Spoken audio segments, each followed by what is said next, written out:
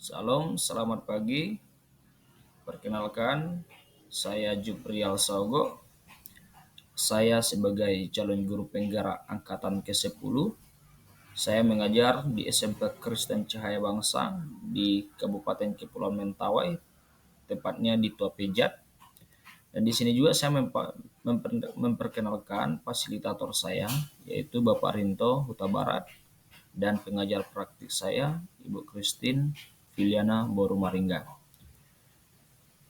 Sesuai dengan tugas pada modul 1.1 tentang koneksi antar materi, kesimpulan dan refleksi tentang pemikiran Ki Hajar Dewantara.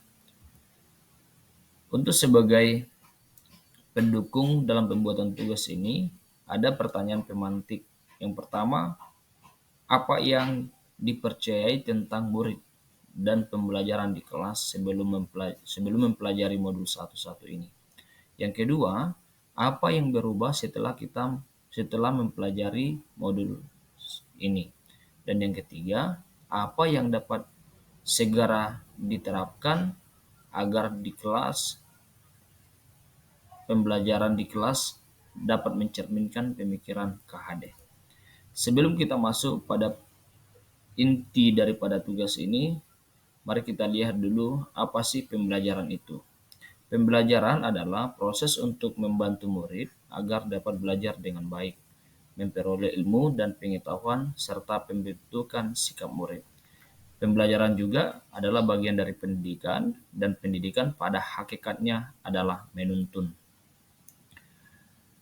Mari kita lihat pertanyaan pertama, apa yang saya percayai tentang murid dan pembelajaran di kelas? Sebelum saya memahami pemikiran KHD, saya memahami bahwasanya yang pertama, teacher center itu lebih efektif dalam pembelajaran.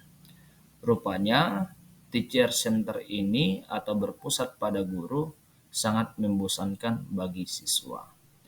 Yang kedua, mengejar menuntaskan materi.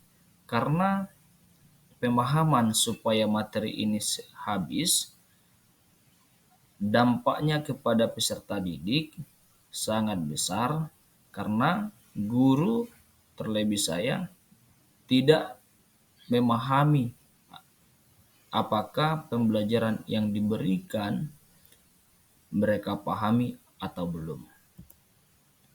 Yang ketiga, saya memahami bahwasanya murid itu harus dituntut agar mereka mencapai KKM. Sebab kalau mereka tidak sampai mencapai KKM, mereka akan menerima satu sanksi bagi mereka berupa nilai mereka tidak baik. Yang keempat, menuntut. Lebih banyak menuntut daripada menuntun. Yang kelima, menyamakan kemampuan setiap murid. Lalu poin yang kedua, apa yang berubah dari pemikiran saya ketika mempelajari modul ini? Yang berubah yaitu memahami bahwasanya pendidikan itu menuntun. Yang kedua, memahami bahwa murid dituntun sesuai dengan kodratnya atau menyesuaikan pada zamannya.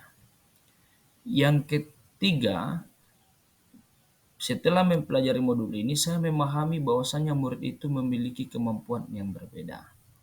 Yang keempat, memahami murid itu sebagai insan yang berharga. Yang kelima, saya memahami bahwasanya pembelajaran itu harus kreatif. Dan yang keenam, saya memahami bahwasanya murid itu harus dimerdekakan. Yang ketujuh, pembelajaran itu harus berkolaborasi. Lalu, apa yang dapat segera saya terapkan agar di kelas mencerminkan pemikiran KHD? Di sini saya akan memprogramkan seperti poin pertama, yaitu melakukan kolaborasi. Kolaborasi di sini berkolaborasi dengan antara guru, murid, kepala sekolah, bahkan orang tua murid. Kemudian, membimbing sesuai bakatnya.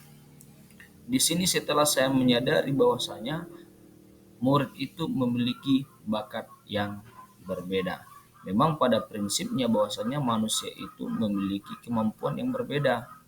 Nah, disinilah guru terlebih saya dituntut untuk melihat dan memahami kemampuan yang dimiliki oleh peserta didik. Kemudian pembelajaran yang menarik. Pembelajaran yang menarik artinya anak-anak atau murid-murid, setiap kita menyampaikan materi, pembelajaran yang kita berikan itu menarik bagi mereka, tidak membosankan atau tidak monoton. Bahkan ada lebih mengaktifkan interaksi antara guru dengan peserta didik atau disebut dengan student center. Kemudian pembelajaran yang merdeka. Artinya pembelajaran yang merdeka ini pembelajaran yang tidak menekan peserta didik. Pembelajaran yang kita berikan itu bukan suatu momok atau persoalan bagi mereka ketika mereka datang ke sekolah. Kemudian, pendidikan berbasis IT. Kalau kita lihat sesuai zaman sekarang, bahwasanya hampir semua anak-anak itu mencintai dengan teknologi. Nah, di sini kita menggabungkan pada pembelajaran itu sebagai pendukung pembelajaran agar peserta didik itu menarik.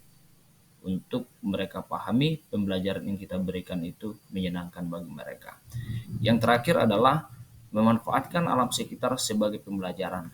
Sesuai dengan geografis Kepulauan Mentawai, berbeda dengan perkotaan, bahwasanya memiliki banyak keterbatasan antara pendukung pada pembelajaran. Nah, di sini setelah memahami pemikiran KHD, bahwasanya alam sekitar itu sangat efektif untuk kita terapkan dalam proses pembelajaran mengajar. Demikian tugas saya ini. Sekian dan terima kasih.